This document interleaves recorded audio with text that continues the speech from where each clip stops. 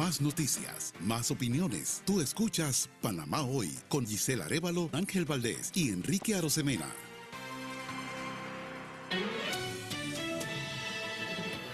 Entrevista de actualidad, Panamá Hoy. Tú eliges 2024.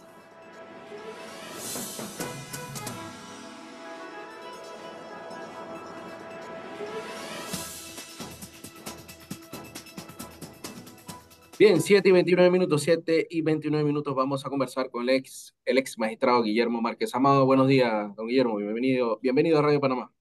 Muy buenos días. Don Guillermo, a ver, se ha dado mucha información en torno al debate, pero la primera pregunta que yo le quiero hacer, si la actuación fue buena o mala de los magistrados, se hablaba mucho inclusive del tema de la democracia. ¿Realmente esto de cambiar la fecha del debate ponía en riesgo la democracia o las elecciones generales? No, no, yo no diría eso. Yo no diría que pone en riesgo la democracia o las elecciones en general, no. Lo que sí es que por mucho tiempo se ha tratado de buscar que los procesos electorales y las campañas tengan más sustancia, más contenido y menos bulla, menos publicidad consumista. Y al hacer los debates, pues se ve que candidatos tienen mejores planteamientos, son más coherentes, se aprecian con mayor sinceridad y mayor preparación. Y esa es la ventaja que tienen los debates, que le ponen sustancia al proceso, porque no hay que olvidar que cuando uno elige, no debe elegir por las formas ni por la publicidad, uno debe elegir por la calidad de los candidatos. Y en un debate se aprecia mucho mejor la calidad que con la sola propaganda y la publicidad, pues cuando es únicamente publicidad, la publicitaria no ponen nada malo de ningún candidato. Todos son superhéroes, todos son semidioses. Y eso no es lo deseable en una democracia. Pero en Guillermo, sí, sí. posponer el debate no, Ahora, no. pero ha cambiado lo referente o lo que puede ofrecer un debate cuando inclusive hay candidatos que han ganado sin asistir a un debate. En el caso del expresidente Miriam Moscoso. Claro que han ganado en los debates, pero eso lo que significa es precisamente que aquellos ciudadanos que atienden o ponen más atención al contenido de la oferta de los candidatos, al, al, a la sustancia, a las propuestas, eh, esos terminan inclinándose no por lo que dice la propaganda y la publicidad, sino por lo que de verdad representan los candidatos. Y eso es bueno que ocurra. Ahora, en cuanto al actuar en sí del Tribunal Electoral, se apresuró, se anticipó, cayeron ante la presión mediática porque permitieron la participación de José Ron Molino sin haber bajado legalmente. Ya Ricardo Martinelli es un hecho que no va a ser el candidato a la presidencia de Realizando Meta, pero por a esta hora, 7:32 de la mañana, sigue siendo el candidato a las próximas elecciones. Cometieron un error, se adelantaron, se apresuraron. Bueno, precisamente, mire, la Constitución es muy clara y dice en el artículo 180 que nadie podrá ejercer el cargo de presidente ni vicepresidente si ha sido condenado a más de 5 años de prisión por sentencia ejecutoriada por un tribunal competente. En este caso, la condena ha sido a más de 5 años de prisión. El tribunal es competente. La sentencia está ejecutoriada. Luego, cumplidos esos tres factores, lo que debe proceder inmediatamente es que el Tribunal Electoral decida eliminar a Ricardo Martinelli de la papeleta en virtud de que es inhábil, eh, no está conforme a la ley para ser candidato. Y al hacerlo, de una vez, de acuerdo también con la ley, el segundo de la papeleta, que es el licenciado Molino, pues de acuerdo con la ley, queda ocupando la posición del principal. Pero el Tribunal Electoral ha estado muy en aguas tibias, muy indeciso y nos ha dado mensajes que no han concluido con ningún resultado. El mensaje del Tribunal Electoral ha sido, cuando llegue esa sentencia aquí, número uno, cuando se agote el proceso que dice la ley interno, que es el de que alguien solicite la, la inhabilitación, es entonces cuando lo vamos a hacer. No, en este caso eso no depende de nada Así, o interno del sea, Tribunal el Electoral. tribunal pudo actuar de hecho, o sea, De conociendo hecho, ya no, de oficio, de oficio, pues, de conociendo oficio. ya la referencia. Claro, conociendo, no solo, no, vamos a ver, hay Sí, que ir un poquito más allá. Teniendo la confirmación oficial de parte de la Corte Suprema de Justicia, no es necesario que tenga la sentencia, basta con que tenga una certificación, basta con que tenga una comunicación que se pueda saber que efectivamente que es viene oficial. de una fuente oficial y en ese caso proceder teniendo en consideración que tanto el artículo 180 como el 337 del Código Electoral hacen que ese candidato haya quedado inhabilitado. Ahora, al quedar inhabilitado, hay quienes ayer escuchaba un argumento, bueno, desde mi perspectiva un poco, José Raúl Molino puede ser el candidato por el partido realizando metas, a pesar de no tener una fórmula o un vicepresidente. Puede aspirar a la presidencia.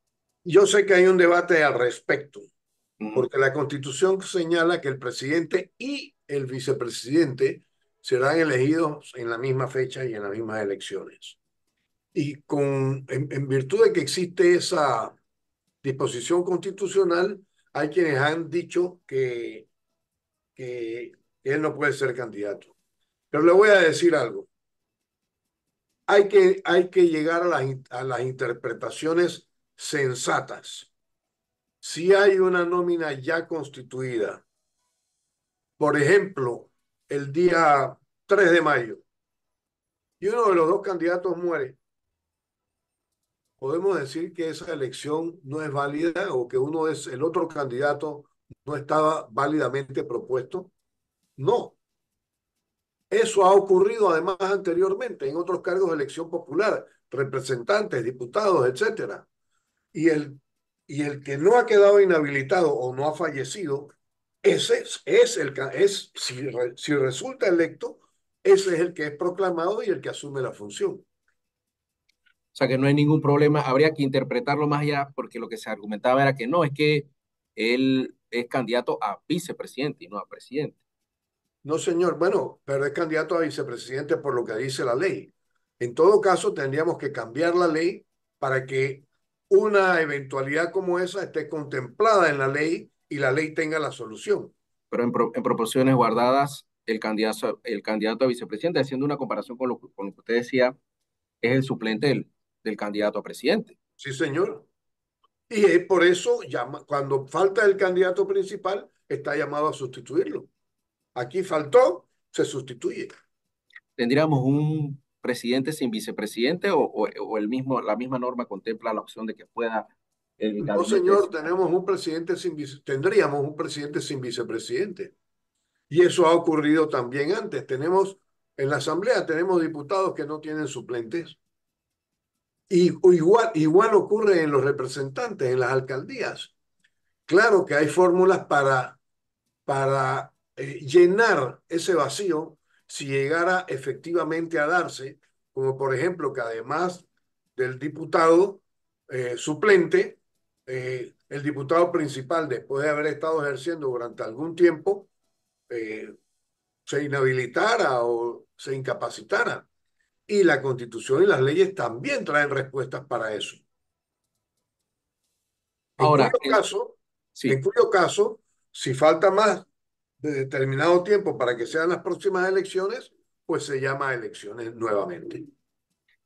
en su opinión, José Raúl Molino puede ser candidato a la presidencia. De acuerdo con la ley, perfectamente puede serlo. ¿Y cómo ve usted el hecho de que hay algunos que inclusive se oponen a que participe de los debates? Digamos que en este primero, si no está inhabilitado, aunque usted comentaba que el tribunal pudo haber actuado a oficio sin ningún problema, Bueno, podrían participar. esa es una, el propio Tribunal Electoral se ha encasillado en su propia situación. porque fue el Tribunal Electoral el que dijo que después de que estaba pronunciada y en firme la sentencia, se requería activar un procedimiento interno en el Tribunal Electoral, que dicho sea de paso, y hay que felicitar al fiscal electoral porque dijo, no señor, yo no tengo que hacerme presente. De acuerdo con la ley, ustedes pueden proceder, no se necesitan activar nada, porque eso debe operar por ministerio de la ley. Entonces, eh, no está ni en ley ni en la Constitución que el Tribunal Electoral hubiera llegado a poner eso como una condición. Sencillamente lo que tiene que ocurrir es que se declara la inhabilidad del principal en este caso y además se puede poner en la misma resolución que se reconoce que el candidato es el que estaba de suplente de acuerdo con lo que dice la ley y se cita la norma que ahí está en el Código Electoral y por consiguiente ya ese suplente queda habilitado para todos los efectos como si fuera principal. No es, Fue, es muy fueron, sencillo. fueron objeto de la presión mediática. Los magistrados se dejaron presionar por intereses de algunos medios, porque había Mm, presión. Creo que yo no diría eso, yo diría, bueno, después sí, después que ya habían hecho o habían dejado de hacer lo que debían haber hecho más bien, porque no habían hecho ningún pronunciamiento y todavía no lo han hecho, eso no está nada bien. Eh, entonces, cuando viene el debate, a sabiendas de que el propio tribunal ha afirmado y reiterado que esos debates solamente podrían conducirse con los principales candidatos, entonces ahora dice, no, no, no, aquí vamos a hacer una excepción, pero todavía no ha quedado inhabilitado ni fuera de la papeleta el candidato a presidente. Entonces esa contradicción le está haciendo mucho daño al Tribunal Electoral con innecesariamente desde todo punto de vista si hubiera actuado correctamente y legalmente desde el primer momento. Pero no lo hizo. la información que manejamos era que no había actuado porque no le había llegado el oficio, no, el tribunal no había enviado la documentación necesaria. A su parecer, ya hoy ellos tenían, el tribunal electoral tenía los elementos Yo no puedo suficientes para hablar haber de, inhabilitado a Ricardo Martinelli. yo no puedo hablar de mi parecer, a ver, porque es que el proceso electoral ni las funciones del Tribunal Electoral deben depender de lo que yo piense. Pero sí debo referirme a lo que dice concretamente la ley. La ley inhabilita al candidato que está en la situación que está. No dice que se podrá someter esa situación al conocimiento del tribunal para que decida. No, el tribunal no puede decidir nada en contra de lo que diga la Constitución y la ley. Y si eso es así, y en otras ocasiones ha ocurrido, el Tribunal Electoral sencillamente procede con una resolución administrativa donde describe como parte emotiva los hechos que han ocurrido, que están contemplados en en la norma y que conforman las causales de inhabilitación y lo declara ya inhabilitado. Él no es lo que está declarando la inhabilitación. La inhabilitación la declaró el juzgado que lo estaba, la sentencia Condenado. de la cual quedó inhabilitado. Lo que está es reconociendo ese hecho y eliminándolo de la papeleta. Ahora, a su parecer, ya política, hablando un poco de política general, ¿puede Ricardo Martínez, cuál sería el estatus político de Ricardo Martinelli? Porque ¿Cuál, está en una cuál embajada, pero sigue siendo un actor político, sigue pronunciándose sobre la política, sigue tuiteando sobre política. ¿No debería el tribunal pronunciarse sobre este tema también de la participación o la injerencia que pueda tener el señor Martinelli en política? Bueno, las convenciones internacionales y la jurisprudencia y la costumbre internacional ha sido clarísima. Y hay muchos ejemplos eh, de personas que se han asilado en embajadas. El país, eh, el país receptor del asilo ha declarado que efectivamente concede el asilo eh, y como consecuencia de eso, esa persona está forzada de acuerdo con la ley, a no hacer declaraciones políticas ni incurrir en actos que puedan tener trascendencia política dentro del país del cual se está exiliando o se está asilando, perdón. Eso debe cumplirlo el presidente, el expresidente Martinelli. Y el gobierno de Nicaragua, lo malo es que ahí lo que hay es un tirano que hace lo que le da la gana, y eso hay que decirlo muy claramente. Eh, el gobierno nicaragüense está forzado a cumplir con esos cánones internacionales. Si no lo hace, eh, ya es cuestión de acudir a los Instancia cónclaves internacional. internacionales y a las instancias de esa naturaleza para que se tomen las medidas pertinentes. Panamá incluso tiene que tomar medidas diplomáticas de mucha mayor contundencia en contra de un gobierno que como ese, es más, esto es un contrasentido incluso desde ese punto de vista. Un gobierno que exilia a sus nacionales, no les respeta los derechos humanos, les quita la nacionalidad, algo que está también prohibido en convenciones internacionales, y acá viene a dárselas de bueno y de Santa Paloma, reconociéndole un asilo político a Ricardo Martinelli, que ha sido condenado mediante una sentencia por delito común.